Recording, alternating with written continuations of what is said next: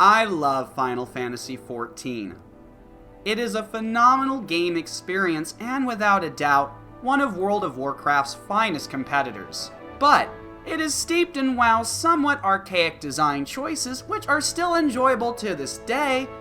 But just to think that we haven't seen a truly different MMO experience in some time, it's kind of disheartening.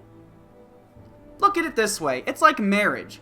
You really loved that person, and they were great in the beginning, but at the same time, the thought of sex with them over and over, with nothing new to spark things up, is a bit, well, it's fucking boring! That's what it is. You can only bang the same whore for so long before you want a new whore. Don't even act like I'm the only one, okay? And for the gay viewers, I said whore. A whore can be any gender, so knock it off! I love some hot guy-on-guy action too. Perhaps I have said too much. On to Black Desert! From a distance, she resembles a sleeker, sexier version of WoW, mixed with bits of Final Fantasy XIV and, oddly enough, Dark Souls. You will gather resources, grind to your heart's content, duel, and go a-questin'! But then you get into combat and you realize that this is not just a sleeker version of the MMOs that came before it. No. This is its own beast, and my god, is she magnificent! In many ways, she reminds me of your grandmother. She's charming, classic, and yet there is such a flow of creative juices that it's just downright intoxicating. If you're under 12 and you got that joke, your parents need to lock your internet privileges down ASAP. Combat is played in real time with direct player control that requires timing, accuracy, and good use of combos. While there has been a few free-to-play MMOs to use an active combat system, I can't say I've been a fan of most of them. Not due to their combat, but due to the lack of immersion into their worlds. Those other MMOs remind me of your sister. Yeah, you can bone her, but it's just kinda dull. I mean, she's your sister. You should understand that. Black Desert may have a slightly generic fantasy world. However, it is also very much alive, engaging, and packed to the brim with intriguing stories, memorable characters, and an absolutely stunning world that is an utter delight to just explore or live in. For those wondering, the game does not require a subscription. You buy one of 3 editions ranging from $30 to $50 to $99, and you're off to the races. Of course, there are endgame items to buy, including an option that functions as a subscription to give you more experience so you'll level up faster, along with some other perks. However, this MMO is not about running dungeons or raids. This is a game that is about questing, guild battles, and of course the endgame economy, which is thriving far better than our Western economy is. If only gamers ran the world. We get shit done. At least, in a virtual space. Getting us to go out into the real world is another matter altogether. In addition to running quests, selling crap, and just basking in the gorgeous world at hand, you also need to speak with every non-player character to expand your knowledge of the game world. And no, this is not just to get soaked up in the lore, although it does a damn fine job of that as well. Your character needs knowledge of the world to interact with certain quest givers and to gain affinity with merchants for better gear and supplies. In addition to this, there are things called nodes which function as trade routes. These are not especially important early on, but later in the game you can send workers to the nodes you manage to farm for resources and even send your helpers to take items back to town for storage. This may sound like a waste of time, but there is no fast travel in this game, so it will come in handy more often than you think.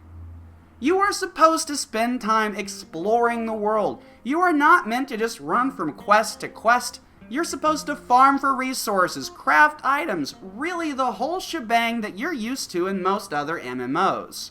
What you may not be used to is exploring a world that is totally open and without borders. This is a true sandbox, and in many ways, it's what Elder Scrolls Online should have been. I bet you thought I forgot about that dull game. Listen, I know it has its fans, and if you're one of them, may the Maker bless you. But still, I know I'm not alone in expressing how let down I was by that experience. The Elder Scrolls Online, it was like a great cheeseburger. Except they forgot the buns. Hello. And the meat. But the cheese was pretty good, I guess. Black Desert has a thriving community, and while they are a bit salty, it's also some of the most fun I've had in an online community in quite some time. Few are outright hateful, and most are just down for a good time. I know, don't say it. Well, I won't. I will just say that they do remind me of your grandmama. I am just as surprised by how good this game is as I was that Caitlyn Jenner's first act as a woman was to kill someone with her car. The combat is not only fresh and different, but it's damn addictive, like a great opioid. It just seeps in and gives you that wow kind of feeling. No, not that kind of wow. It's more orgasmic than that. I never felt as if I was going through the motions just to grind my character up, like your dad did to me last night. Every time we made contact, it was a purely sexual experience. Really, the combat is that good. The impact is that gratifying. Now, I know what some of you are thinking. What about the endgame? Well, to be honest, I love that there really isn't one. I hate MMOs that are all about the rush to max level just to raid and duel. To me, that's when an MMORPG becomes mechanical and dull. I am in it for the experience of adventuring through a world to soak up every fluid that comes my way. Don't get me wrong, the Guild Wars provide a pretty epic dessert. But the game is all about the quest, and not as much about wrecking other players or going on lengthy dungeon crawls. As a matter of fact, instances where you are taken out of the main game world are rare to the point of almost non-existence, which means you spend most of your time inhabiting the same world as everyone else. On that server, at least. And that is something else I really loved.